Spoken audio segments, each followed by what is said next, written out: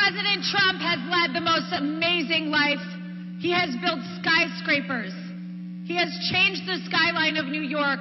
He built the Trump Organization. He saved this country in 2016. And after tomorrow, he will resave and fix this country.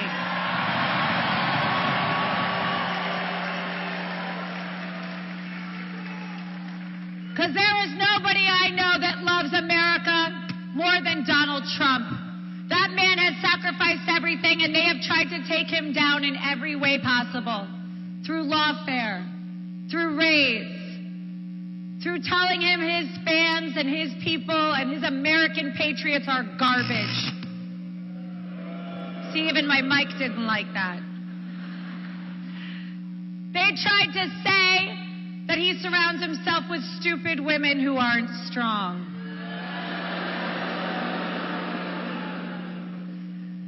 Nice try, Mark. But he has lifted me up. So today I want to say thank you to all of you Americans, to everyone in North Carolina, for rooting for us for the last 3.5 years, for rooting for me, and for rooting for America. Because tomorrow, we will fix this country. We will elect Donald Trump as the 47th President of the United States. God bless you, North Carolina. God bless the United States and President Trump. Get out and vote. Thank you.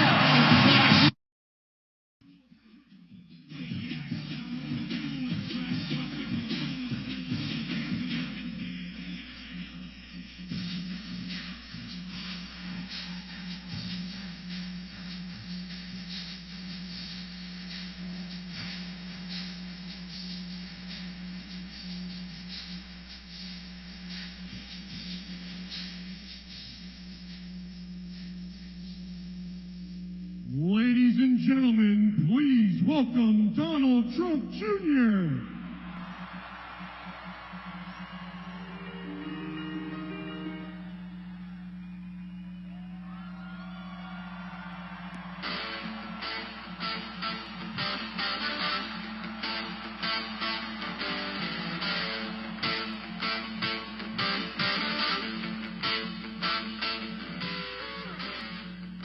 Hello, North Carolina. How's it going? You guys ready to win and take our country back? Are you ready to stop the insanity? The Biden-Harris cost of living crisis that's crushing so many people? How about we stop the endless wars? How about that? Well, guys, we can do that. And we will do that. But we need each and every one of you to be a part of that. Early voting, I know a lot of people here have done it already in North Carolina, which means you now have, I'm seeing all the heads nod, it means you now have all day tomorrow to bring your friends to the polls. Do not take anything for granted, okay? Don't look at the polls. Don't listen to the media. Don't fall for the psyops. You see this stuff, right? Half this stuff is designed to demoralize you so you stay at home. The other stuff is designed to make you overconfident so you stay at home. Get out and vote. Make your voices heard.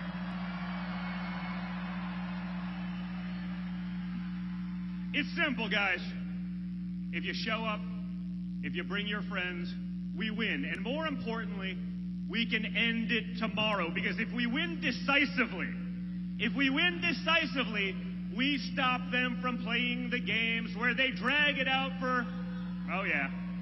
You know what they're going to try to do. We've seen this playbook before, but this time we're prepared. So if we win decisively tomorrow, you don't give them a week to find that magical truck filled with ballots, right? No one knows where they came from, but take back your country, America.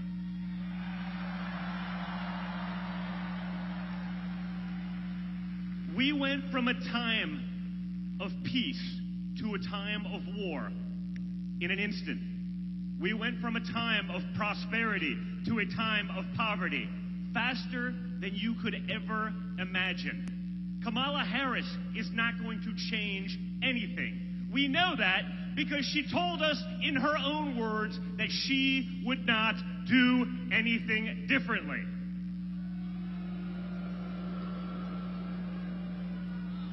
Four more years of Harris-Biden failure will get us to a point that we cannot recover. This is what they want. They want to be globalists. They want to replace Americans with the illegals who will be dependent on government and your taxpayer dollars. We know this because they're basically saying it at this point. They're not even pretending. They're saying all the quiet parts out loud. And so are the clowns that are representing them. So you guys, at this point, it is up to each and every one of you. So whatever you would do if you woke up on November 6th and Kamala Harris was president-elect, whatever you would do to stop that disaster for our country, for the world, and for Western civilization, whatever you would do it now. Do it till the polls close tomorrow night, and then start calling your friends on the West Coast to make sure they're doing it too. Get in line. Bring your friends. Stay in line. If you see nonsense, video it.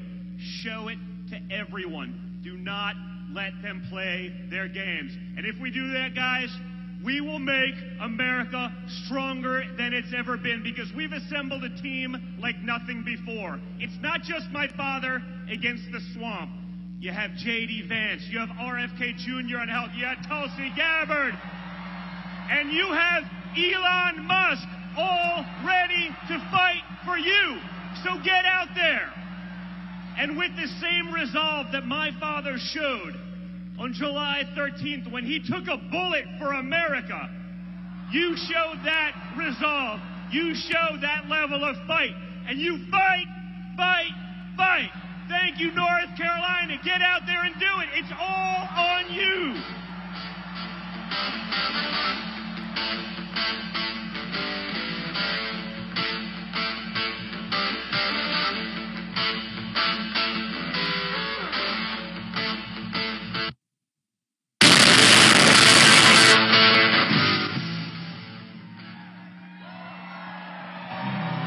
What will we do with this moment? How will we be remembered? Look at the opportunities before us. This election really isn't about the left versus the right. It's about we the people choosing our government and the choice between freedom versus tyranny. Nobody has a chronic disease burden like we have.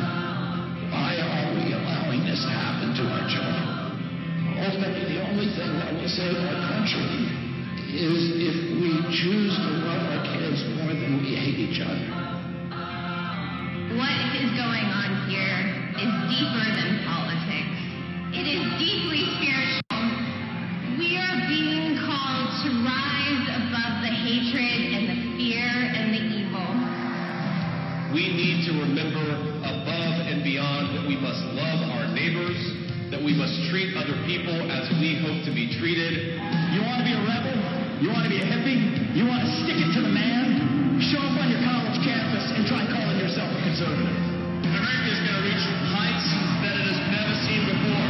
The future is going to be amazing!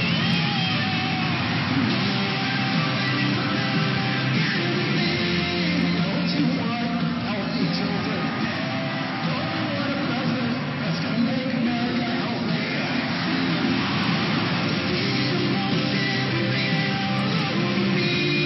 I come to you today as a former Democrat. I will be a first-time Trump voter tonight.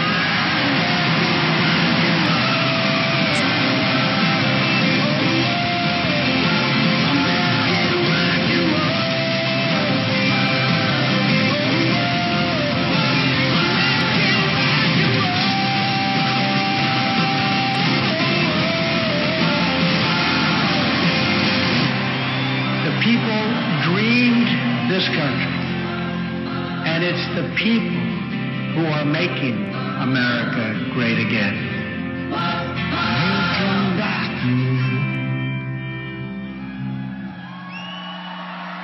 Ladies and gentlemen, please welcome the next president of the United States, President Donald J. Trump.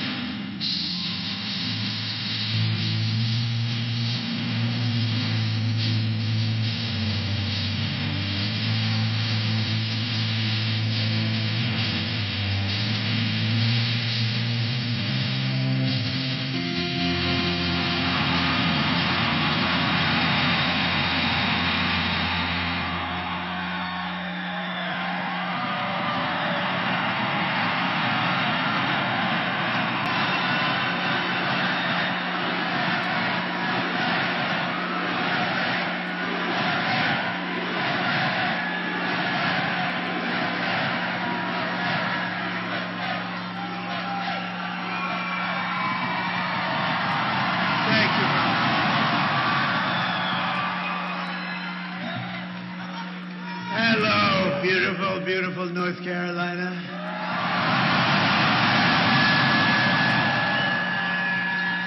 This is really the end of a journey, but a new one will be starting, and that's the one we've wanted to partake in, which is basically to make America great again. And now we'll have a chance to do it after today. Hopefully, everything will work out well. We're way leading. All we have to do is close it out. We have to close it out.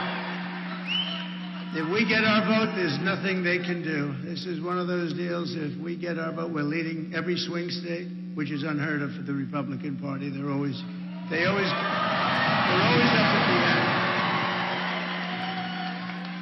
end. They always were good finishes or bad finishes, depending. Sometimes they'd get there, but you'd always go in by losing hundreds of thousands of votes, and you'd watch it like a racehorse, and sometimes they'd get there, and sometimes they wouldn't. But with North Carolina, I always got there because we won every race, every primary.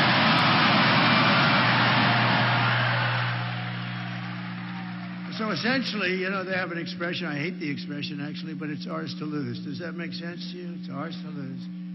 If we get everybody out and vote, there's not a thing they can do. And if we don't, they have to get every person that ever signed anything in that horrendously dangerous party that's going to destroy our country. And it already is destroying our country. We just can't let that happen. We cannot let that happen. So Here's my only purpose in even being here today. Get out and vote. You know that. I'm thrilled to be back in this beautiful state with thousands of proud, hardworking American patriots. That's what you are. You're patriots. You built this country. You built this country. But I'd like to begin by asking a very simple question. Are you better off now than you were 4 years ago?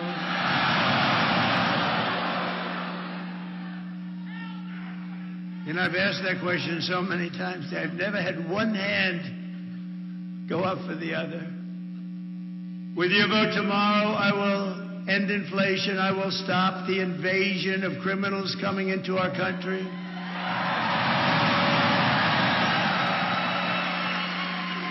Which I happen to think is the absolute worst thing that has ever happened to our country. I've never seen it. They're putting in murderers, releasing all of their prisoners from jails all over the world, not South America, all over the world, into our country.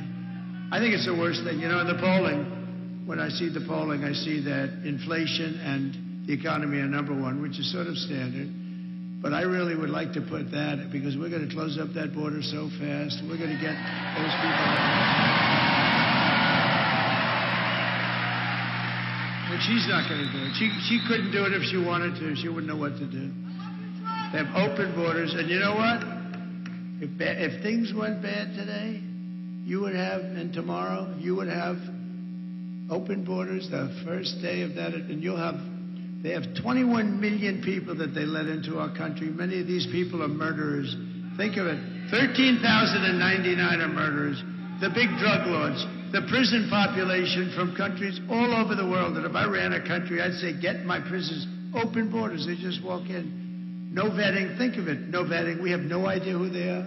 You're not allowed to ask. You're not allowed to ask. They just walk right into our country. And they kill people. You have murders. So you have 13,099 murders. Many of them have killed far more than one person. Bad things are going to happen. And you have terrorists at levels that we've never seen before. We had terrorists down the lowest we've ever. I had in 2019, and this isn't done by me, this is done by Border Patrol, which, by the way, endorsed me. They gave me a great endorsement. They said, he's the greatest president ever. He's the greatest president. The head guy, boy, Paul, was great. He made a beautiful speech, but he said, he's the greatest president our country has ever had. I said, does that include Lincoln, Washington, and a couple of others? But it's very nice. But they gave me the strongest endorsement. And I have to say this, in the same little speech, they said she's the worst thing to ever happen to our country. And it's very hard for them to say that. She never made one phone call in 4 years to the Border Patrol. How are we doing? I used to drive them crazy. They probably said, oh, no. It's the president again. Yes, we're fighting our president. I used to drive them nuts. When I had nothing to do, I said, call the Border Patrol. And we got, just drop that chart, please. That chart, my all-time favorite chart.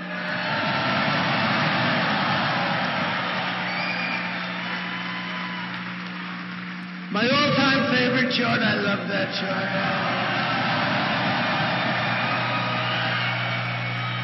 I sleep with that chart. I kiss it every night before I go. Because I wouldn't be here if it weren't for the chart. If you take a look at the arrow at the bottom, that was the day I left office. That was the lowest illegal immigration we ever had. And I kept it pretty good. And then you take a look, and we had Mexico pay for their soldiers. They didn't want to pay for their soldiers. I said, you have to give us soldiers while we build the wall. And they paid so much money to us, and they said, we're not going to do that. They actually laughed at me when I suggested it. And I said, here's what I'm going to do.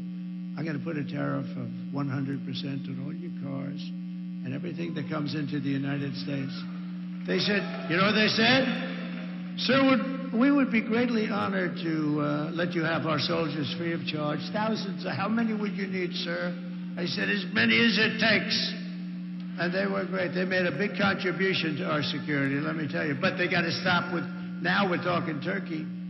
One of the first calls I'm going to make is to Mexico. You stop letting people come in through our border and come in through your southern border, and you stop it.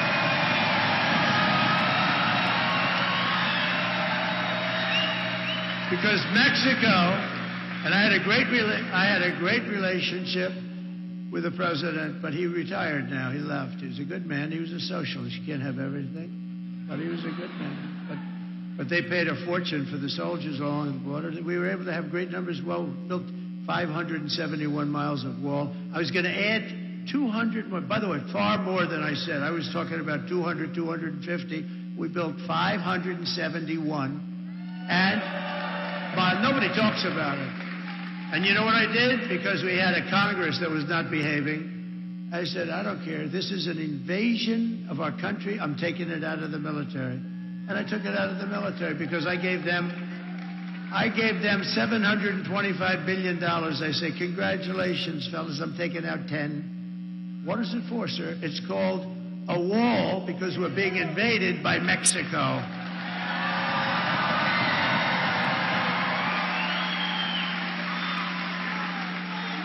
But now we have a new president in Mexico. It's supposed to be a very nice woman. They say I haven't met her.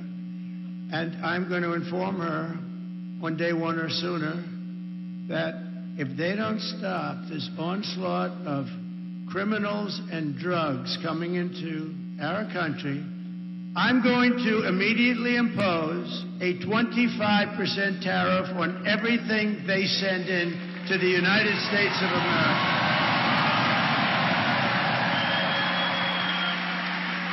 And the reason I delayed that, you're the first ones I've told it to. Congratulations, North Carolina.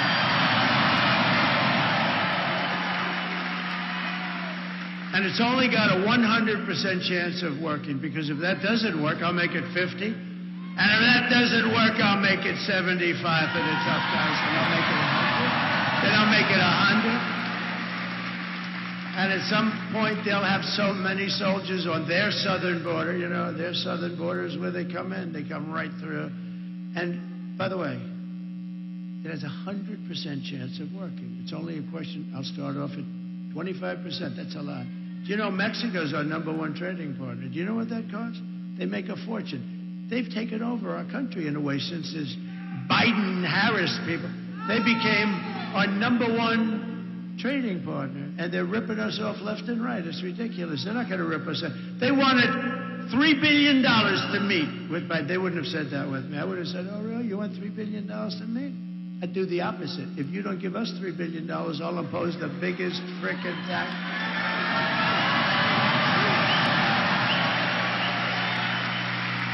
You know, I've never told you any of this, and I wanted to wait till the day because I don't want to have her. She's a low IQ individual. I don't want to have her say, you know, I had an idea last night while I was sleeping, turning, tossing, sweating. Because I sleep, I turn and I toss and I sweat and I sleep like no, I don't even sleep. You know, I've gone through 62 days without a day off. Every single day. Every single day. And you know what? She takes a day off every other day. Last week, she makes a terrible little, she has these press conferences that last for about 2 minutes, and then she takes the day off. You know, when you're running for the president of the United States and you want to do it because you have to fix the country, that's the way I'm doing. Otherwise, I wouldn't do it. I could be at the most gorgeous beaches in the world right now. But I'd much rather be with you people because you people I like you people better. I'd much rather be with you. No, I would. No, and we're doing something historic. You know what we're doing? This has never been done before. They'll never have rallies like this. You know, we went to Milwaukee the other night, and we're doing great in Wisconsin, by the way. We could have filled that arena. What do they have? 28,000 seats, including the floor, fully packed. We could have filled that arena 3 times, maybe 4 times. The people outside, thousands and thousands of people. There's never going to be that. In 4 years, you're going to have a candidate, Republican, Democrat candidate, and they're going to come to North Carolina, right? And they're going to say, how many are there?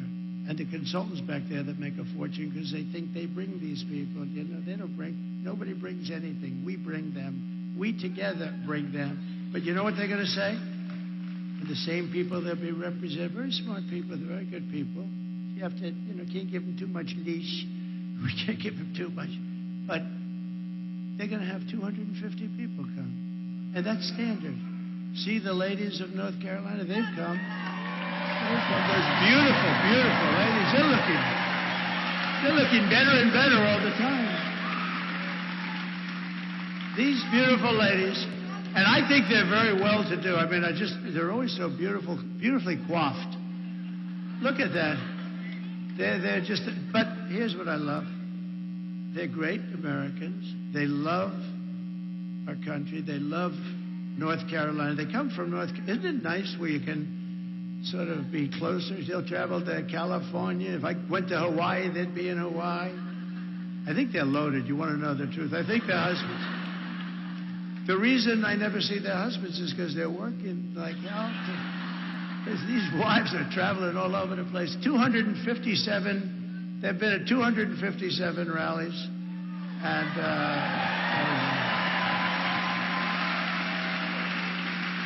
their husbands are going to be so happy when this ends.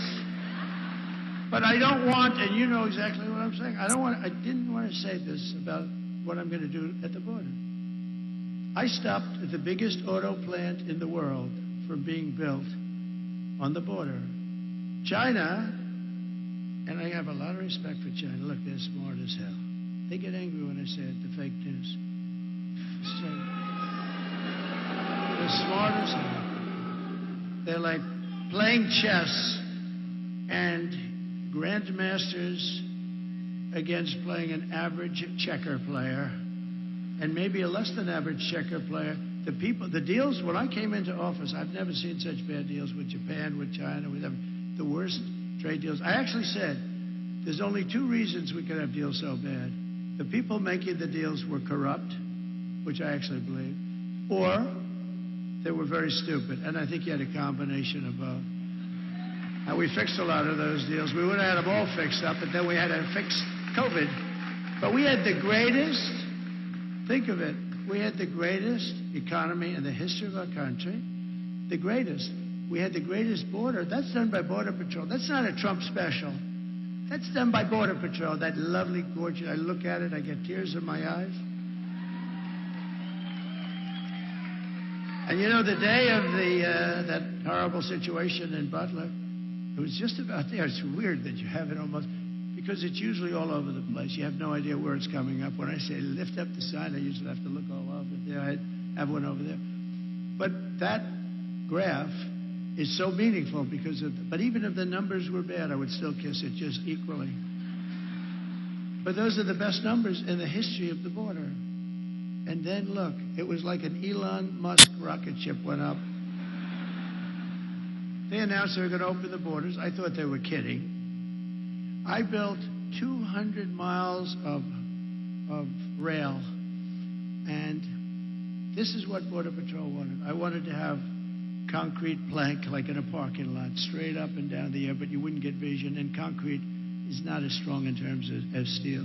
They had very strong specifications. They wanted to have steel, hardened steel, very hard to cut.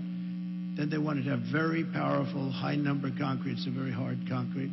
And then they wanted to have rebar at the highest level of steel strength in the middle, because it's very hard to cut. It's like, it can be done if you're really good, but it's very hard. And then they wanted to have a anti-climb panel on top. I hate it. I hate the anti-climb. I said, I don't like it. It's so beautiful without that damn panel. I said, don't make me do that, sir. It's an anti-climb panel, and it's called that for a reason. And we actually had testers. We had two guys that climbed Mount Everest. I said they should qualify. But you know who the best were? We had drug runners. These guys are unbelievable. They went up that thing like it was nothing. Like with 75 pounds of drugs on their back. Drug runners. They were beating the Mount Everest. Well, it's a different profession after all. But they were right. That anti-climb panel stops them cold. They couldn't get over the anti-climb, so I said, let's do it. Let's do it.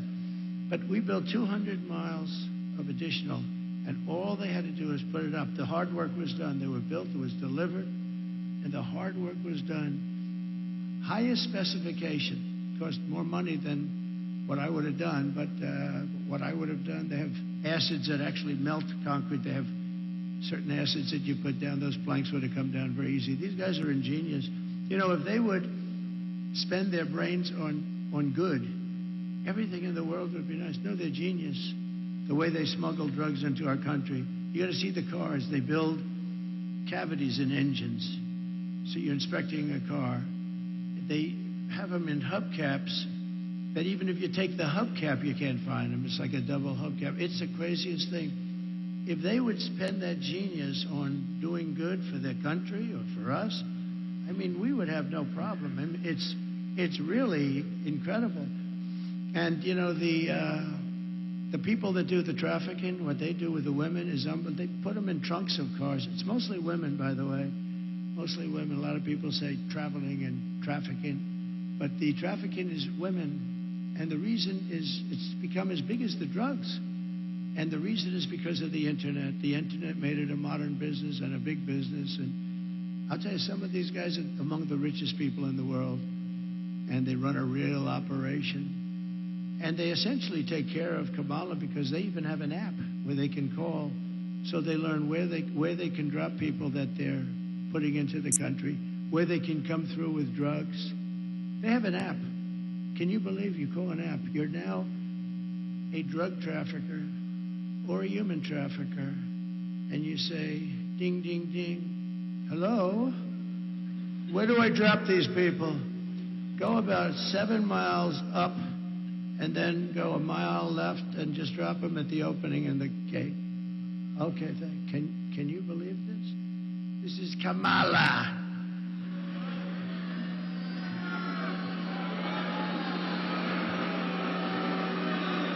So all that stuff ends very quickly. We'll get that thing built.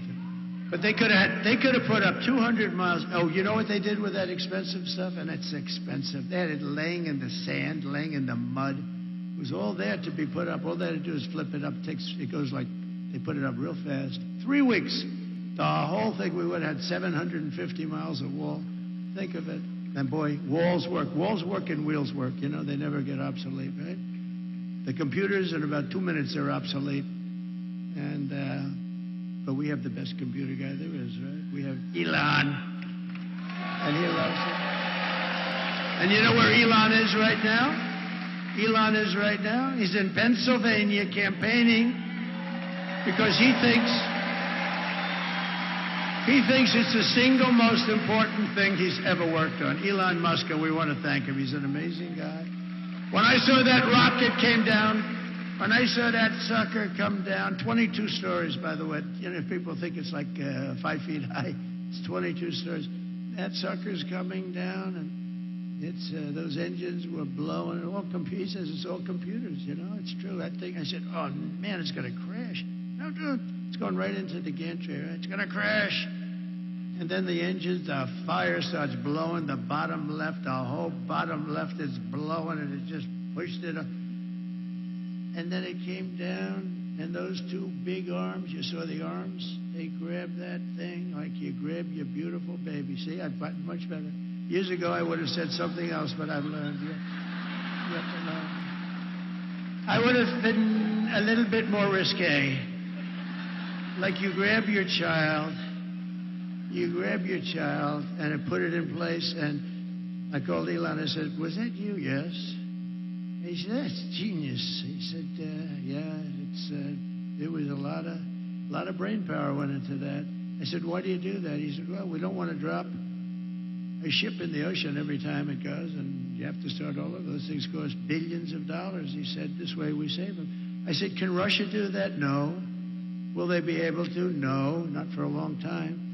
What about China? No. You know, we opened up Space Command. We did the whole thing. If we didn't do that, we'd be way, way behind. Space Force. You know, Space Force. We got one of the many things. We did so many things with the tax cuts, the regulation cuts, the right to try for those people that are terminally ill. You get the right to try our medicines here instead of going to Asia and Europe. Or if you have no money, going home, which is about 99% have no money, and they go home. But the few people that have the kind of money you need for that, they'd go to Europe, they'd go to Asia.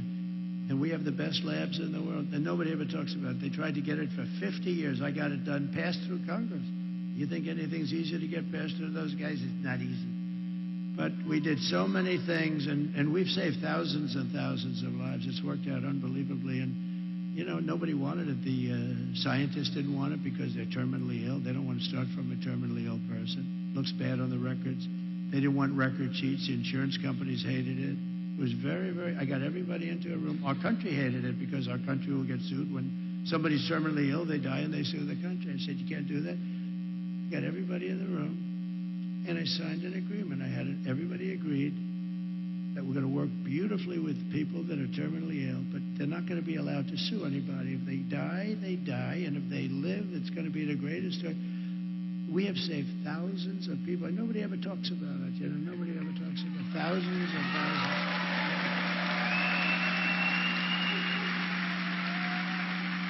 I mean, we have a person in this room who was saved by Right to Try. We're a space-age drug. They're doing things, but it takes a long time to get them approved, or I cut it in half. I cut that time in half. But the FDA takes 12 years sometimes to get something.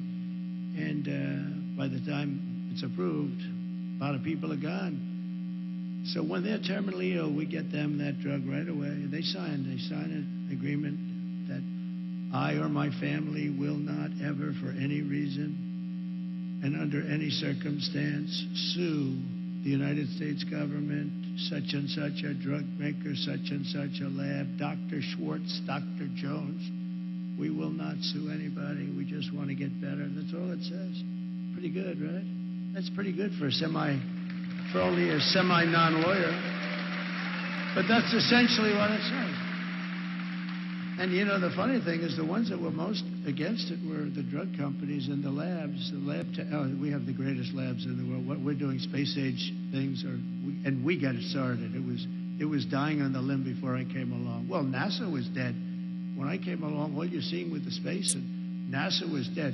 NASA had grass growing out of its runways. They had, every time there was a crack, you had grass. The place was dead. Now it's the most vibrant center anywhere in the world. All of their centers, it's vibrant, and Elon brought it back, and the people at NASA are doing a great job. They're all working together.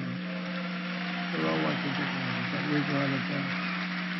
And ultimately, we want to go to Mars and all, but what I want it for is defense. And Russia and China were killing us in space, and space is so important. It's going to end up being, maybe, I don't want to say more important than the Marines, because they'll never speak to me again, but I'll tell you what, it is going to be right up there in terms of importance. It's important. If we didn't have it, we were being lapped by China. They have stuff up there. And Russia, even though they're a little bit busy killing a lot of people, a war that would have never taken place. Zero chance. I'd speak to Vladimir Putin a lot. It was the apple of his eye. Don't do it. Don't do it. I mean, I closed up his pipeline. It was dead. Nord Stream 2. Biden came in and he allowed it to go. But he closed up the Keystone XL pipeline. Think of that. I said, no, Joe, you got it wrong. You let Keystone go forward and you close up the Russian pipeline. But he did the opposite. And then they said, oh, Trump loves Russia. Trump loves Russia. It's the biggest project they've ever had. I'd close it up. Then he came in. The first day he was there, he let him build it. So what is that? Oh, that sounds so cute. I love dogs.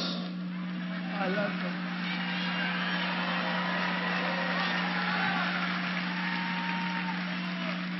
We love dogs.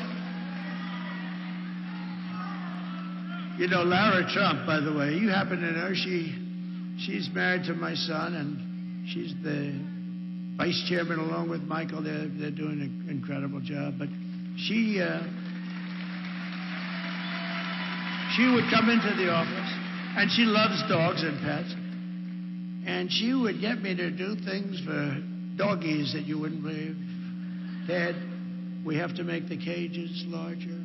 We have to provide air conditioning. Can you believe it? I didn't know too much about it, but you understand what I'm saying? In these kennels where they're obviously not treated too good. I said, so do we have to give him a steam bath, or do I? He said, no, she was very, very strong, and I listened to her when she talks, I listen. But Laura was so incredible. As you know, she was born in North Carolina, lived here her whole life.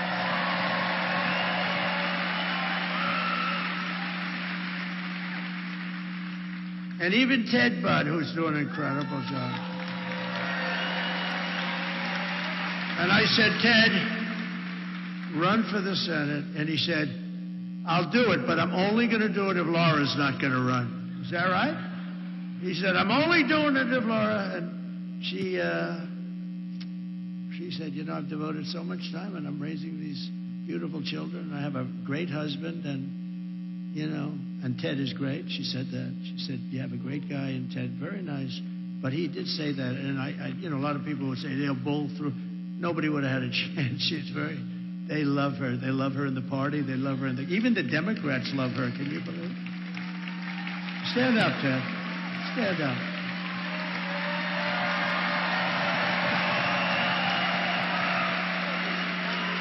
And he's doing a great job, but I thought that was really nice.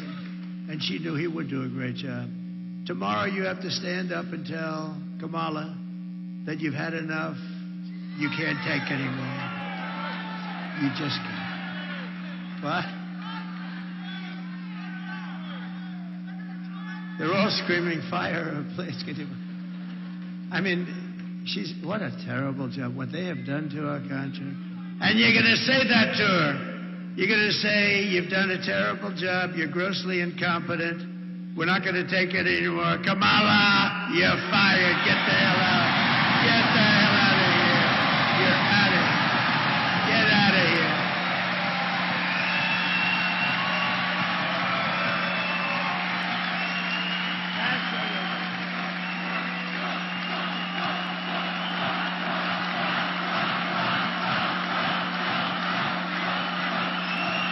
Thank you very much. So with your vote, we're going to win North Carolina, we're going to defeat Kamala, and we're going to make America great again. I hope you don't mind that entire opening, you know, I was going to get out of here fast. I'm doing 4 of these things today. They're big. And the voice is holding up just about barely.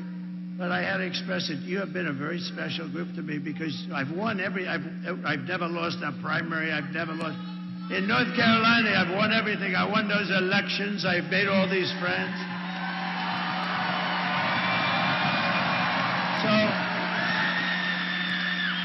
So I just did you a little bit of a thing. And by the way, the press will say, oh, he rambled. No, that's not rambling. You know what that is? That was genius. That's the weed. No, see, I wove, frankly, the rest of it I don't really even have to talk about. But that was the ultimate weave. And think of it. Isn't it nice that you can have a president that doesn't need to use a teleprompter?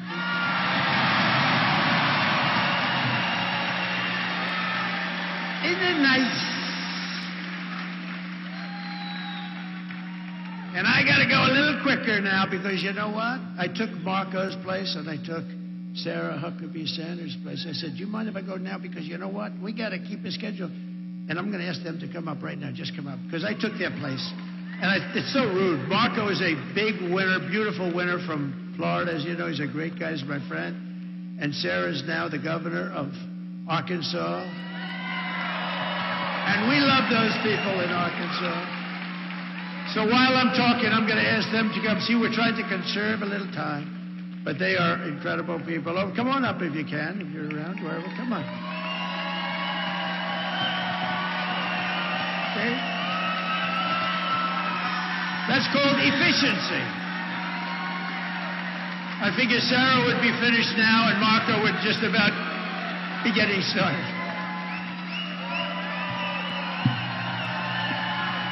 Two great friends, two very talented. No, but I figured Sarah would just about now be finishing, and Marco would be starting. And, you know, he's a great speaker. They're both great speakers. They speak for a long time. And I'd be sitting in the back. I'd say, get them off the stage now.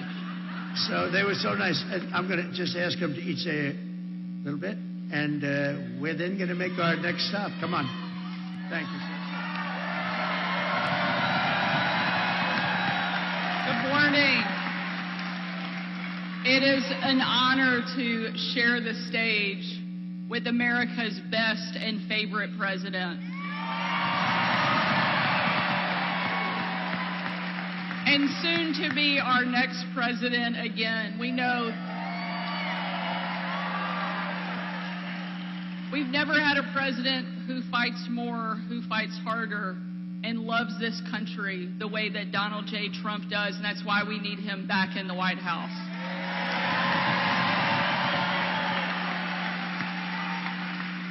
Every day when the left was relentlessly attacking me, it was Donald Trump who stood up for me, who empowered me, and gave me confidence to do my job, and that's what he does for every single American, every single day. He will not let us down. Make sure you get out and vote, North Carolina. We need you because America needs Donald Trump, and we're going to make it happen. Thank you so much for all you're doing.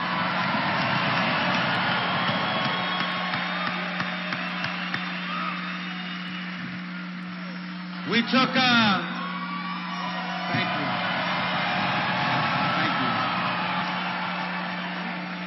Thank you. Wow. Unfortunately, our country took a wrong turn 4 years ago, and now we're stuck in a malaise. Everything is bad news. Our border is broken. We're not respected in the world. Hardworking men and women have been forgotten and left behind. Our allies don't trust us, and our enemies don't fear us. We are tired of living in a country that is no longer dreaming big, but that is going to change tomorrow, and you're going to help change it.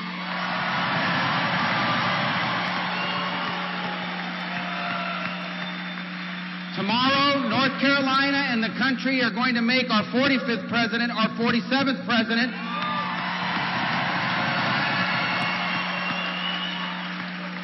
And with Donald Trump back in the White House, together we will dream big again for this country.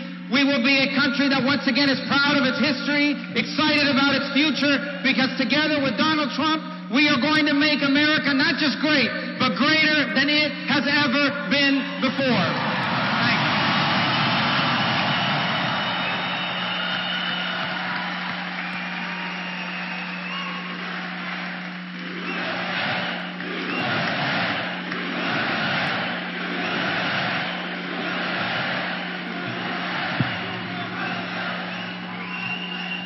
Okay, so they both did better. If they stood up here and spoke each for half an hour, what they just did was better and appreciated and brings us a little bit into schedule. You know, one thing Marco was talking and I said, you got hit so hard by that hurricane, and we didn't care about what we're doing today. We only cared about saving lives, and we did a good job. FEMA did a horrible job. The administration, they're still not there. You know why? Because they've spent all their money on bringing in murderers and a lot of people. They spent all their money on bringing in illegal migrants. They've also taken a lot of your jobs, especially jobs from the black population. But think of this. When I started having to think about North Carolina a little bit in terms of a thing called the election, I said to our people back there who've been fantastic, Chris, Susie, everybody, I said, you know, we got a problem because North Carolina's reliable for me. I mean, I've never lost there. Never lost. And I don't think we're going to start now.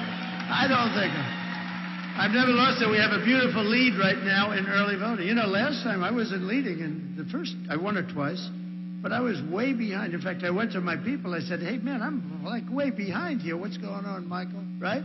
What was it, like 200,000 votes? I said, how the hell do I win? But the later voting came in, Republican. Boom, and we blew him away, right? He was right. He said, just relax. Just relax. I'm screaming, what the hell happened in North Carolina? But that's the way it works. I mean, the Republicans are used to voting late. They do it. They feel better about it. They want to be there on Tuesday. And that's all we want them to do is do the same thing that they've done. But I have to say, an amazing thing happened because I went down. I had to be the first, but I went close, but I didn't want to bother people. I mean, it was devastating. And then shortly thereafter, I went to the sites, and it was horrible. The houses were ripped. People are still missing. Many people died. A lot of people don't know that. You've had terrible FEMA response, like non-existent. Franklin Graham was great, and so many other people were great. And I made a big contribution toward the effort, but I said, rather than me do it, I was ready to do it, but I said, I'll give it to Franklin and others that are doing so well there. It's amazing, some of the people that work there. So we gave them a lot of money, and they're doing a job. But no response. But you know what? I said to Michael and I said to other people, these people have been wiped out. Their houses are gone. You got to see. I mean, trees are ripped, giant trees, 10 foot in diameter. They're ripped out like they were toothpicks. I've never seen anything like it. And just clean. Not only are the houses gone, but the concrete foundations were taken out. You'd see them laying 20 miles down the road. It was the most devastating that you can imagine. I said, we'll be lucky. And this was a very Trump area. We know what that means. It's Trumpy. They call it a Trumpy area. And with a lot of love and great people, no crime, no nothing. Just great people. But it was devastated, you know, essentially destroyed. You'll probably have it built back in about 15 minutes, right? Because that's the way you are, workers. But I said, you know, if we get 50% of the vote, I don't know, they're not going to show up. So I figured anywhere, not having done this business that long, actually, I figured very accurately, anywhere from 25 to 50% of the people may come and vote. And here's what happened. The lines were through the roof. I don't know where the hell you all came from.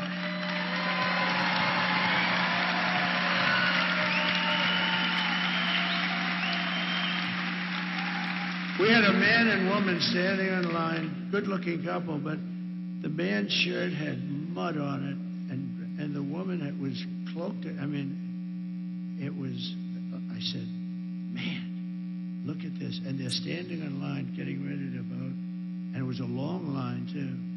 And you broke the all-time record for North Carolina early voting. Right? I've never seen anything. I've never seen. So we love you. Look, this is why our country's great. And it's people like you. It's really, really amazing. Over the past 4 years, Kamala has orchestrated the most egregious betrayal that any leader in American history has ever inflicted upon its people. She has violated her oath, eradicated our sovereign border, and unleashed an army of gangs and criminal migrants from prisons and jails and insane asylums and mental institutions all around the world, from Venezuela to the Congo in Africa, stealing countless American lives. They're killing people. They're killing people at will. Only days ago, an illegal alien from North, and this was a rough one. Just happened, you know that. An illegal alien from North Africa, who Kamala let into our country with her horrendous open border, just a dangerous, horrendous situation, traveled to a Jewish neighborhood in Chicago and tried to execute a Jewish man on the street, shooting him in the back as he walked to synagogue. He then opened fire on police and paramedics, shooting an ambulance before police returned fire and ended his rampage fairly quickly. Our police, and by the way, our police have got to be respected. We have to give their dignity back. We can't take their pensions, their house, their family. They want to stop crime. We have to let them stop crime. We have to give them their dignity and their honor back. In July, an illegal alien who Kamala released into our country again with her open border, just walked right through, sir. Did he do anything wrong? And they could look, you know, the guys from ICE, they're great, and they could look at somebody and say, they can say where he's from, what he did, how many people did he kill, and they don't like what they're doing. They have a much easier job doing what they're doing right now, but they want to stop people, or they want to get them out, or they want to put them in jail. Some are so bad you can't actually let out. If you did, it would actually be dangerous just to bring them back to their countries. Their countries weren't accepting them back until I came. You know, with Barack Hussein Obama, I call him the Great Divider. He's the Great Divider. And he hit Oh, and Michelle hit me the other day. I was so nice to her. Out of respect, I was so nice. She hit me the other day. I was going to say to my people, am I allowed to hit her now? They said, take it easy, sir. Sir, take it. My geniuses, I'm telling you, they said, just take it easy. Oh, what do you mean? She said bad about me. I can't hit back. Sir, you're winning. Just relax. Is that good or bad advice? I think it's neutral. You know what the response is there? It's like, nah. What do the ladies from North Carolina think about hit back or just relax? Huh? Oh, they say hit back. You say hit back. I'd actually love to hit back, but we'll hold it a little while. We'll hold it. I'd love to hit back, but oh no, she took some shots at me the other day. I said, whoa, what have we here? I'd never heard that before. I've always treated her very nicely. But he's the great divider, Barack Hussein Obama. He's a great divider. But he never did. You know, he came out same way for Hillary. How did that work out? Oh. And here's news. It's breaking today. Sleepy Joe Biden has announced officially that he likes Trump more than he likes Kamala.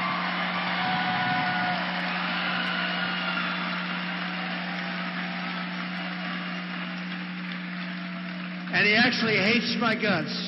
But he likes Trump more than he likes Kamala. Oh, he hates her. They walked into the office. He just got 14 million votes. He voted for me. That's one of the ladies from North Carolina. He voted for me. She said he voted for me. He probably did, you know. Being interesting, they got to follow him in with a camera. Why not? They spied on my campaign, right? So why the hell couldn't you do that? But Sleepy Joe said, I don't want to leave. You're leaving, Joe. This was crazy, Nancy. She's such a bad one. She's already plotting a move to try and impeach him. She's a bad, sick woman. She's crazy as a bedbug.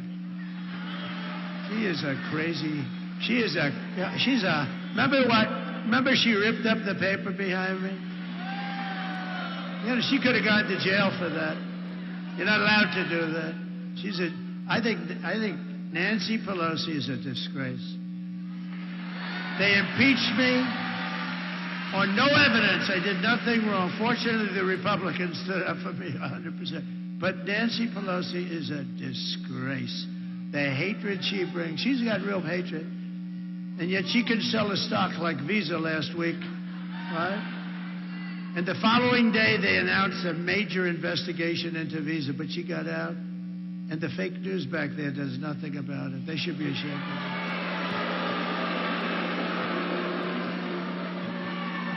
And by the way, just to get it straight, because there'll be reports, it's already probably out over the wires, I should have done it. I'm only kidding about Joe. He didn't officially say that, but I believe, okay? It's probably already out on the wires that we have an official report from, you know, because this is pretty big stuff up here. So when I say it's official, no, I'm only kidding. In July, an illegal alien who Kamala released into our country was arrested in Charlotte, North Carolina, for stalking a woman into a public bathroom and attempting to forcibly rape her. In Wilmington, North Carolina, 3 months ago, an illegal from Venezuela brutally stabbed a man to death just 4 days after he was arrested for domestic violence. But instead of being deported, this criminal alien was released so he can kill, and that's what he did. These terrible atrocities are happening every day in our cities and towns. They're going after young girls. They're going after old men. They're going after anybody that moves. They don't care. And, you know, different from us, the moment they kill, they don't even think about it. We don't kill. But can you imagine if something happened and it would be devastating. They don't even think. They wake up the next morning and they don't even think about the damage and the havoc and the ruin they've caused families and the pain. And these are coming back.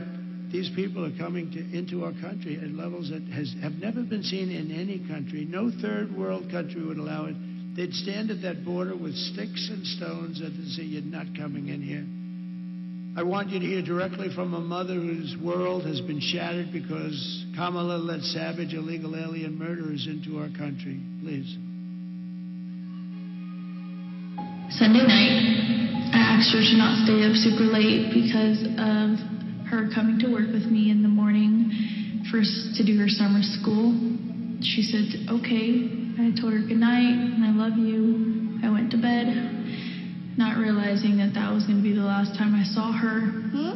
We're best friends. We're going shaking again. I woke up to notice she wasn't in her bed. I'm in my heart trying not to lose my mind because I don't know where she is. I finally remembered her phone had a location on, and her phone was pinging just 2 minutes down the road, right behind the skate park. I start driving to the direction the phone was being pinged at, and I see a couple cop cars with lights on. I see yellow tape, and immediately my heart drops and sinks to the bottom of my stomach. My daughter's hands and ankles were both bound. She was strangled to death, left with no pants. And I know in my heart she fought incredibly hard. She was not going down without a fight. We begin with 2 men we're learning are charged with capital murder tonight, accused of killing a 12-year-old girl. Police say these men strangled her before dumping her into that creek. Both men were in the country illegally. Apprehended, then released by Border Patrol less than 3 weeks before Jocelyn's death. The men accused of killing Jocelyn Nungare are affiliated with the gang known for brutal violence. Kamala Harris was in charge of immigration in our borders. If we had better border policies and not open borders and not these catch and release policies, I truly believe this all could have been prevented. Under her being vice president of this country, my daughter's life was ripped away from her. She had her entire life ahead of her. Happy birthday, dear Jocelyn. My daughter is 6 feet in the ground based off of policies that she allowed to keep. Kamala Harris did have one job, and she not only failed, not me, she failed my daughter, she failed Jocelyn. She was only 12. President Trump reached out, gave me his sincerest condolences as not a former president, but just as a father, someone who cares. I believe Donald Trump needs to be back in office. I can at least know that my next child will be safe in this country.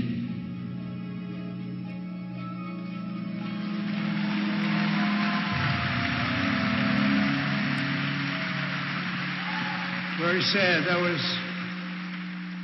a few days ago that we had the news announcement, and it was the day when the Border Patrol endorsed me so strongly, and I was so honored by it.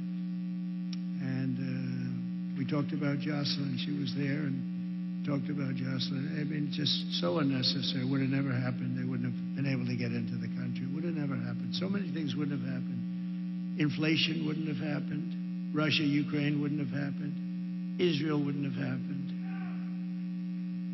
The October 7th Israel attack would have never happened. Those people would all be alive. Most of them are gone, I believe. I think that's part of the reason they're not wanting to negotiate so much. They said, oh, I can't believe it. They're probably, most of those hostages, sadly, I think they're possibly gone. Most of them are gone. And it would have never happened. That attack would have never happened. All those people would be alive. And the Afghanistan, the greatest embarrassment in the history of our country, I believe. They took the soldiers out first. You have to take the soldiers out last. It's very simple. Milley should have been fired. All those generals. Kelly should have been. Kelly was such a disaster. They, some people are good, some people are not good. Some people are stupid. But who would think that you take the soldiers out first? Mattis made big mistakes. But remember this about our military. We defeated ISIS. And I got you into no wars because we had great people. I had mostly great people.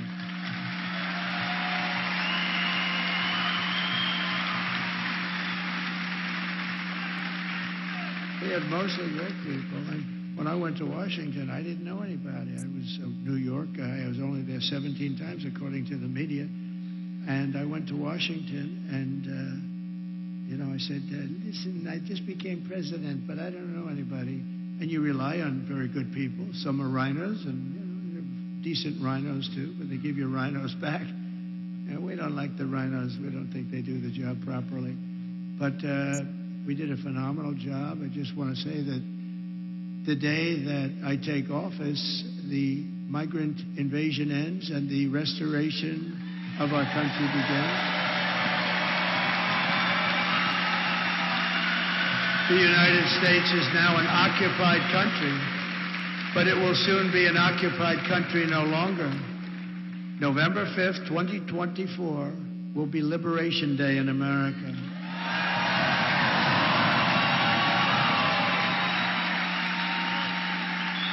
And on day one, I will launch the largest deportation of criminal program in American history.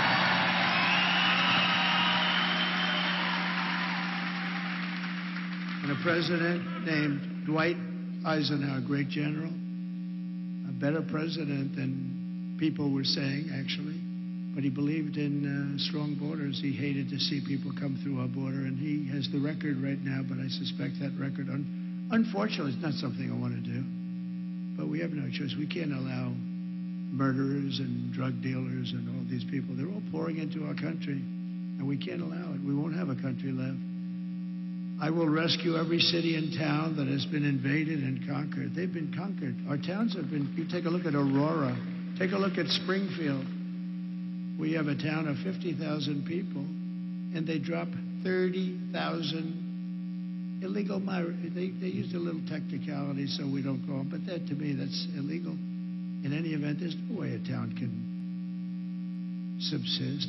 You have hospitals where people who go for a checkup can't get checkups anymore. The whole place is being flooded. And they come from largely a troubled country, a very troubled country, very dangerous country, but a very troubled country. And they have another little problem. They don't speak a word of English, so the mayor, who's a nice guy, is looking for interpreters. This isn't what we're all about. 30,000 people going to a 50,000 people town. Springfield, Ohio. No problems. We had a beautiful, beautiful little town, and now it's horrible. And this is happening all over. Those are examples. Aurora, in Colorado, you have a radical left lunatic governor that has no idea what the hell he's doing. And Colorado should vote for me because of what they put me through. They tried to take me off the ballot when I was leading both the Republican and Democrat parties. And it went to the Supreme Court of the United States, and in a unanimous decision, they say, I'm sorry, you're going to have to beat him at the polls, You're going to have to beat him at the polls. And hopefully they're not going to be able to do it. And the people of Colorado, you know who is more angry about that than the Republicans? The Democrats, the regular Democrats. And I think we have a chance of, I hope that Colorado's watching now, and I think we have a chance of winning Colorado because of what they did. That was, you talk about democracy. That was a threat to democracy. See, that was a real threat to democracy. And we will put the vicious and bloodthirsty criminals in a jail. We'll kick them out of the country. We'll take care of it. But to expedite removals of Tren Day, Aragua, and other savage gangs like MS-13, we have a lot of gangs. They're bad ones. They're tough people. Thank goodness we have ICE and Border Patrol, and we have great law enforcement. We have great law enforcement.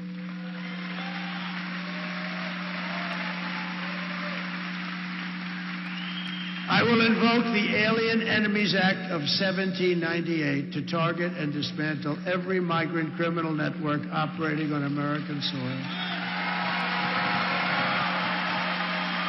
And if they come back into our country, it's an automatic 10 years in jail with no possibility of parole.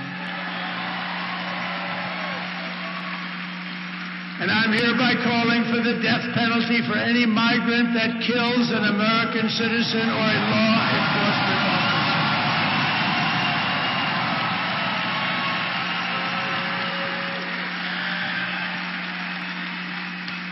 And I will immediately ban all sanctuary cities. They're sanctuary for criminals in the United States of America. And to secure our border and working along with all of the things we're going to be doing, we are going to rescue our economy. 4 years of Kamala has delivered nothing but economic hell for our American workers. Her inflation disaster has made life unaffordable and cost families over $30,000 in higher prices. And just days ago, we had the worst jobs report in modern history. You know that. I looked up, I said, thank you. Because they tried to hold it. They tried not to put the report out. Kamala said, don't put that report, it'll cost me the election. But the problem is the fake news doesn't want to report on it. So usually you're hearing 200,000 jobs, 300,000, sometimes like 4. We had the best numbers people have ever seen.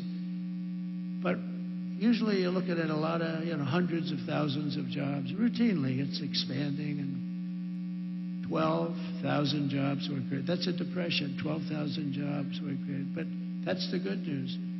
30,000 private sector jobs were killed in a single month.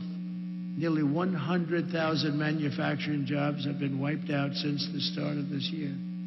150,000 Americans joined the unemployment rolls in October. This is in 1 month. I always said I would never want to have a thing like this happen. And I've been saying it's going to happen because of what they're doing, because they know nothing about economics or business or honestly, they're stupid people. We have stupid people leading our nation.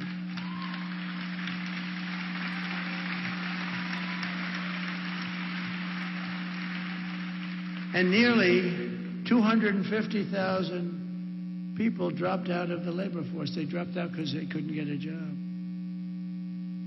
And can you imagine that? Can you imagine? These are the numbers, and they don't want to talk about it, but that's okay.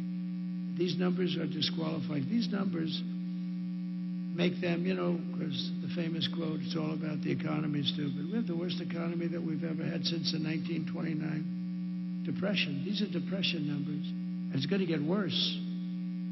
But see, they'll blame it on me. She just said, they'll blame it on me. But you see, that's what I didn't want. I didn't want to be sworn in and then have these numbers come then. I said, I hope it comes before I go into office. Otherwise, I'll get blamed. I didn't want to be a certain president. Thank you. I didn't want to be a certain president that had to preside over. He got into office. And it all crashed down. People jumping off buildings. It all came. This is the beginning. Just remember this. This was an important date. Last week, the end of last week, remember? That was a very important time. Just think, a few months ago, they fraudulently claimed 818,000 jobs were created. 818,000, and it was a fraud. When in fact, there were no jobs that were created. It was all a lie. And they thought they'd be able to get away with it through the election. But there was a whistleblower. And the whistleblower couldn't stand what they were doing and blew the whistle on them, and they got caught.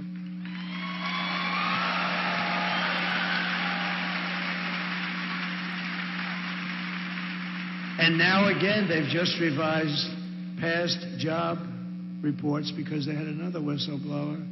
So they had to do it. They wanted to wait till after the election again. And they found another 112,000 fake jobs. In other words, jobs that they're reporting exist and they don't exist. It's a fraud. That's 1 million fake jobs. Now, when you look at the numbers and you see those jobs, it didn't make it look great, not like our years. But you know what it made it look like? Pretty normal, pretty good. There was no story. Meanwhile, think of this. Meanwhile, 100% of net jobs created in the last year have gone to migrants. Can you imagine? Not to our population, migrants. But these are depression-type numbers, and that's where we're heading if she's elected. Under my leadership, we're quickly going to turn this economic nightmare into an economic miracle. You'll see. And we're going to make America wealthy again. And we will make America, very importantly, affordable again, because people cannot afford the prices. The prices are too high. We're just one day away from the best jobs and biggest paychecks and the brightest economic future that the world has ever seen. But you must go and vote, and Kamala talks about fixing the economy, but why doesn't she do it? She always goes, oh, yes, we're going to do this. We're going to give you tax hikes. You know what? She wants to raise people's taxes. That's how the Depression started, by the way. Herbert Hoover. He raised the interest rates and the taxes at the same time, and it just went boom. That's what she wants to do. She wants to increase your taxes. Interest rates are too high. They are too high. Kamala's plan will impose the largest tax hike in American history and raise taxes on the typical American family by $3,000. My plan will massively cut taxes for workers and small businesses. And we will have no tax on tips, no tax on overtime, and no tax on Social Security benefits.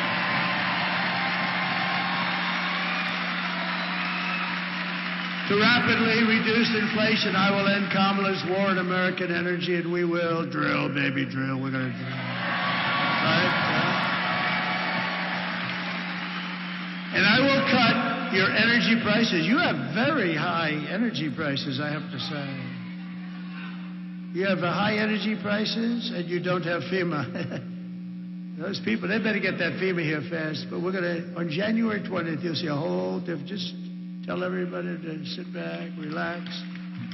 January 20th, you'll see people come in and help you out like we did in the past. We had great FEMA. We had so many, a lot of hurricanes. We helped Puerto Rico more than anybody. I mean, Puerto Rico was, we helped them so much. They love me, and I love them. Puerto Rico, see, she loves me. She loves me, and I love her too, actually. No, we had great FEMA. We helped Puerto Rico and other places, but at levels nobody ever saw before. We got in there. We sent hospital ships. We sent everything. They got hit hard. Puerto Rico got really hit hard, a lot. They still do. And I'll cut your energy prices in one half. We have more liquid gold than any country. Russia, Saudi Arabia, right there. It's under your feet. We're going to cut your energy prices by 50%. And when that happens, everything else is going to come down. That's what brought it up.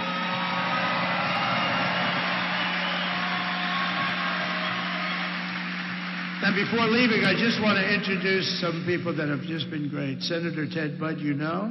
He's great. Congressman Dan Bishop, who's running for Attorney General. And he was a great congressman, and he'll be a great Attorney General. Candidates for Congress, Brad Knott and Alan Swain. They're terrific. Please. Good luck. I heard you're doing great. Our great RNC chairman. Now, if we don't win, I'm not going to be saying that. I'm going to take it back, okay? But I think we've got it under control, wouldn't you say? The great Michael Whatley of North Carolina. We're going to win. And Michael had one message for you. We don't need your money. We don't need anything. Got plenty of money. We got plenty of everything. All we need is a very simple vote. Just go out and vote. And get your friends to vote, too. Bring them along, you know. And a man who I'm so proud of because he stepped into very big shoes, Michael's shoes, GOP Chair Jason Simmons. We looking good? Thank you. These guys don't let us down. I mean, I took the man from North Carolina, I moved him to the top. That's a nice statement. When all those other things were falling off a cliff, right? Ballots have been found. But this guy had 603 lawyers, and we had him stymied. You don't think they would have done that here, too? But we have a good legal team now. We're watching them, and they're watching. They don't know what I think they're very upset at what we've done. But Michael has really established some power to all we want. And we don't want any We just want a fair election. That's all we want, you know? A friend of mine and former acting Attorney General Matt Whitaker, thank you very much.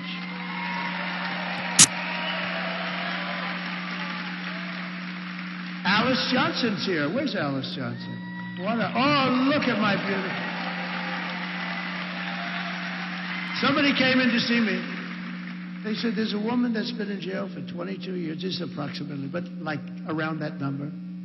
A beautiful woman, a great woman. Everyone in prison loves her. She's like the person that everybody, she's a high quality. And how much longer does she have to stay? Another 28 years. She's been there for 22 years.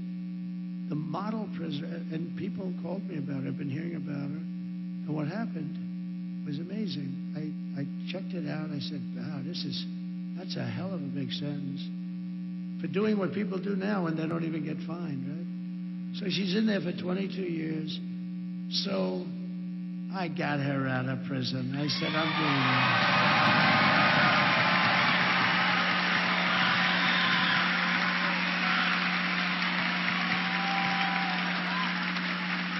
it. You look beautiful. Wow. Can you imagine? She was actually on a phone call. They had a couple of guys selling drugs and stuff, and she was on the call.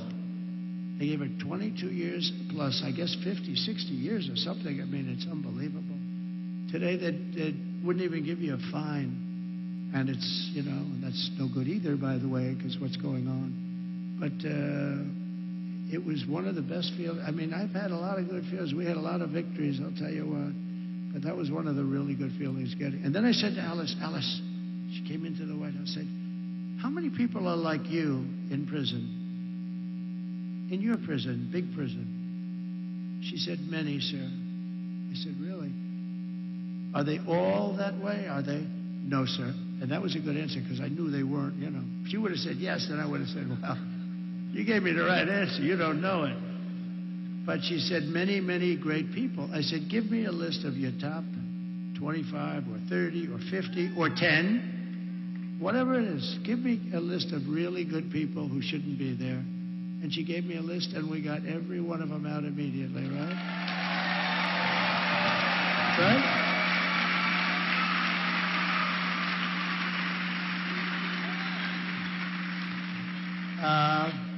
Just a great woman. Thank you very much, John. I didn't know you were going to be here. That's very nice. She still likes me. Well, she's got to like me. What the hell? I mean, could you imagine if she were like some of these guys? Sometimes they'll endorse somebody and they won't be that. Can you imagine when this would be a trip? Got her out of 28 years and then she comes out against me. I say, but stuff like that happens in politics, I got to tell you. But not with that one, it doesn't. We love you. Thank you very much. Thank you. So I didn't even put it here, but, you know, we have so much stuff, and I don't want to bore you. But I was asked by a group of people, mostly African-American people, came to my office. They said, we've been trying for 30 years to get criminal justice reform.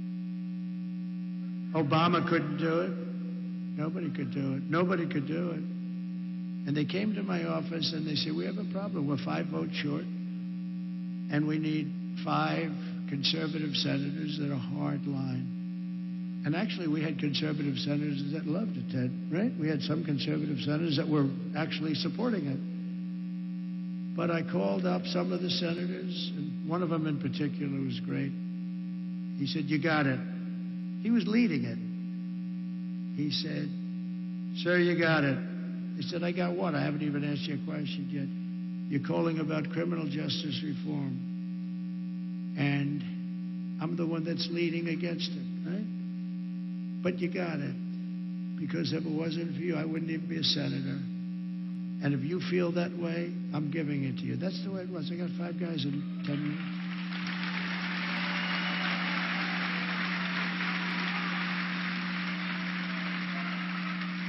And we got it done, and it was hard because I see this guy, I don't know who he is, but I see him on television. Sort of a lightweight, I think, not a very smart guy, but you know what? He came in, he was one of the people that came into the office.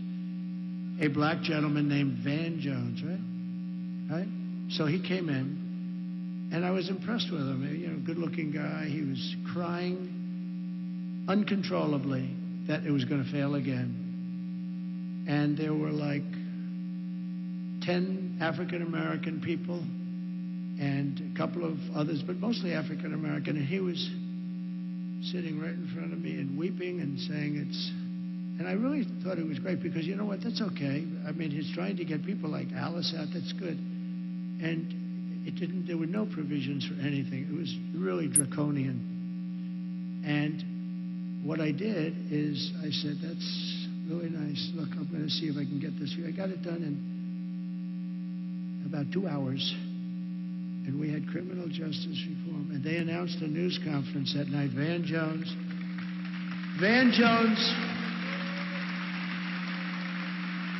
who I don't know. The only time I think I ever met him was in the Oval Office. They came in with a group about criminal justice reform. And remember, Obama nobody could get it. Nobody. Bush couldn't get it. They all tried. Why wouldn't they try? So what happens is he was crying profusely. I told him, congratulations, we're going to get it for you. And I got it. And then they announced a news conference that night in some place in Washington, D.C. And he was heading up the news conference. I said, First Lady, come on over here. I'm going to show you something really nice. This is really a beautiful thing. I'm very happy I was able to do this. I got them to vote that they could have never gotten 5 conservative senators. You wouldn't have gotten these guys. You got to know what we're dealing with here. They were seriously hard right, and that's good. That's fine. You got hard left, you got hard right. And I said, First Lady, people love, she got the #1 best-selling book in the country. Can you believe it? Can you believe it? I wouldn't have even said that except I read it, and it's really good. If, you know, can you imagine if I didn't read it and I didn't like it? No, she's great. She loves you. She says hello. But she got the #1, that's a big achievement in life. On the New York Times list. Do you know how that book has to sell 20 times more than it should in order for her to be the #1 bestseller? So we're proud of her. She's great. And she was a great First Lady. People love her. People love her. And I said, First Lady, see, this is a little bit of a weave. You see those stars? First Lady, book, boom. But you got to always bring it back.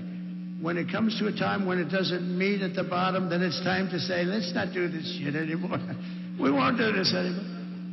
But, so what happened is Van Jones was crying, and now I tell him, it's okay, he was the happiest guy. It was beautiful. Got a nice way about it. Nice look, you know, real nice look. Smart. And I heard they were going to have a big news conference to announce it later on that evening. And they had it. And I said, First Lady, come on. This is one I want you to watch. Because I wouldn't say she's in love with politics. You know? I wouldn't say it's her first thing on the book. She's not in love with politics. She said, it's a very unfair situation. But I said, welcome to politics, right? But she's been so popular. She's raised so much money for people with BBS. So I said, listen, you got to watch this. So we sat down and we were watching the news conference open, and Van Jones was introducing everybody that I never heard of any of them. I want to thank this one. I want to thank that one. I want to thank Al Sharpton. The guy had nothing to do with it. He had nothing. It was just a con job. I've known Al for a long time. It's just a con job. So I want to thank Al Sharpton. He wants to thank all these people. I never met any of them. Some were names. He was thanking Democrat senators that opposed it. He was thanking everybody. And before it started, I said, honey, look, we're human. I said, baby, when you hear the nice things he says about me, it's unbelievable. It's going to be unbelievable. So come here, because this is really bringing the country together. So she said, oh, that's nice. So we sat and watched. And after announcing the first 10 or 12 names, she looks at me. Do you think he's going to say anything about you? Yeah, I think so. Maybe he's saving it for the end. You saved the best for last. He went through so many names, and he never mentioned my names. He never mentioned my name, and every time I see that guy, not that I need it, I get enough publicity, but can you imagine that? And then they wonder about why you don't bring people together. Van Jones went through so many names that night. They were up on the stage with him. And it was only done because of a guy named Donald J. Trump. And I just thought, I haven't related that story. But little things. Now I'm relieved I don't have to carry around that stuff. But all I know is that our beautiful Alice Johnson is out of prison, and she should have never been there for that kind of a thing, or certainly not for very long. We love you, Alice. It's great that you're there. We'll always be your friend. And just quickly, I want to also thank Steve Witkoff. He's here. He's a friend of mine. He's been traveling with me. He's one of the most successful developers, and he gave a lot of money to Franklin Graham also. I want to tell you that. So Steve Witkoff, wherever Steve is. Thank you, Steve. And Howard Lutnick is, along with an unbelievable woman, Linda McMahon, heading up transition. And they're going to do a great job. He's got a great story. He's been a very successful person, but he had to rebuild his firm because of the attack on the World Trade Center. He lost his entire firm and then rebuilt it bigger, better, stronger. And he gave a big portion of the proceeds to the people that were killed. He lost the top 3 floors of the building. He was on his firm. Cantor Fitzgerald was on the top 3 floors of the World Trade Center. They were all gone, including his brother. And he rebuilt that firm, and it's now bigger, and he gave a big chunk. He didn't have to do that, and he's just a very highly respected man on Wall Street, and he's involved in the transition at a high level. And I also would like to pay homage and add, because they're great people. They're great people. It's, we all like to brag about our kids, and sometimes maybe we shouldn't. And some people, you have your kids, you love your kids, but these are great children, they're not children anymore, but to me, they'll always be children, right? They're your children. If they're 25 or 35 or 40, Don is not a child.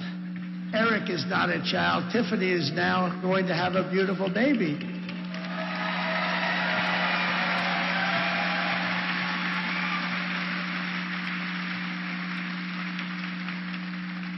And I want to, Ivanka called me a little while ago. She sends her love to everybody. She's terrific. And I have a guy who's at home with the First Lady, and he's very smart. He got into a great college, and he's now in college. He's 18 years old, and he's doing great. And he gives me good advice. Dad, just take it easy now. You just take it easy, Dad, all right? You don't have to go too much here. He gives me good advice. He's very wise. And I also Michael Boulos, who's fantastic. His family is fantastic, and that's it. So in conclusion, with your vote tomorrow, we're going to fire Kamala, we're going to save America, and we're going to cut your taxes, end inflation, slash your prices, raise your wages, and bring thousands of factories back to America and back to North Carolina. We will build American, we will buy American, we will hire American, and I will end the war in Ukraine. Should have never started. If I were president, would have never started. And in the Middle East, would have never started. Israel, all those people would be alive. And I will prevent, I promise, World War III. We're very close to World War III, in case you haven't noticed, that we have people that don't have. We have people representing us who don't have a clue. We will crush violent crime and give our police the support, protection, resources, and respect that they so dearly deserve. We will strengthen and modernize our military. We will build a missile defense shield over our country, made in the USA.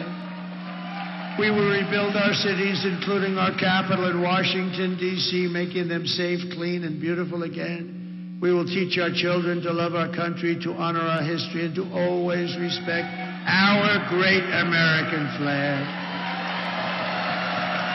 We will get critical race theory and transgender insanity the hell out of our schools. And we will keep men out of women's sports. I will defend religious liberty. I will restore free speech, and I will defend the right to keep and bear arms. After years of building up foreign nations, defending foreign borders, and protecting foreign lands, we are finally going to build up our nation, defend our borders, and protect our lands and citizens.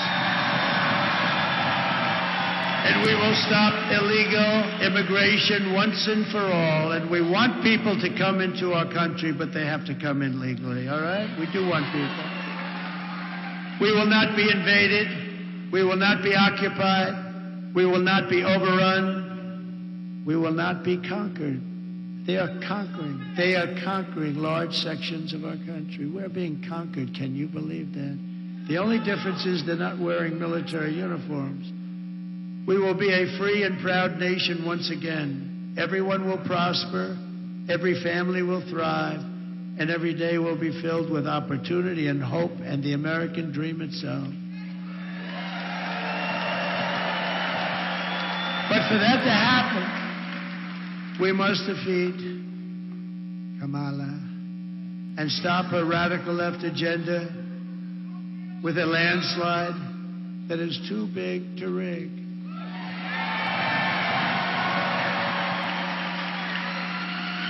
Kamala destroyed perhaps the greatest city in our nation, San Francisco. It's an embarrassment what's happened to San Francisco. We're not going to let her destroy our country. So all I need is for you to get out and vote. For the past 9 years, we have been fighting against the most sinister and corrupt forces on earth. We have together, all of us together. With your vote in this election, you can show them once and for all that this nation does not belong to them. This nation belongs to you. It belongs to you. Because it was the hard-working patriots like you who built this country, and tomorrow it is the hard-working patriots like you who are going to save our country.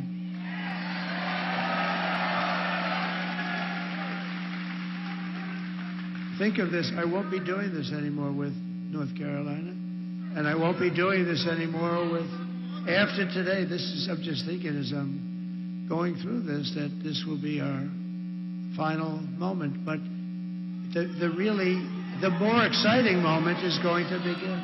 See, these moments of hundreds and hundreds of the most incredible rallies that any country, no country's ever seen anything like it.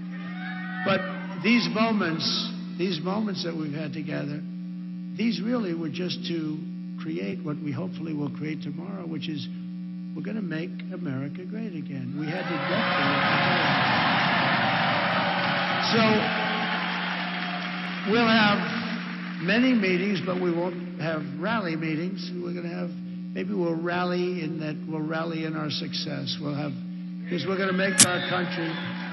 We're going to make our country so successful. We did it. We had the greatest economy. Best. You see the numbers. You see the charts. We did such a good job, but we'll do a much better job now because I know the people. Now I know the good ones, the bad ones. I know the weak ones, the strong ones. I know the stupid ones. I know the smart ones. I know them all. After all we've been through together, we stand on the verge of the 4 greatest years in American history. With your help, we will restore America's promise, and we will take back the nation that we all love so much. We are one people, one family, and one glorious nation under God. We will never give in. We will never give up. We will never back down, and we will never, ever surrender. Together, we will fight, fight, fight, and win, win, win.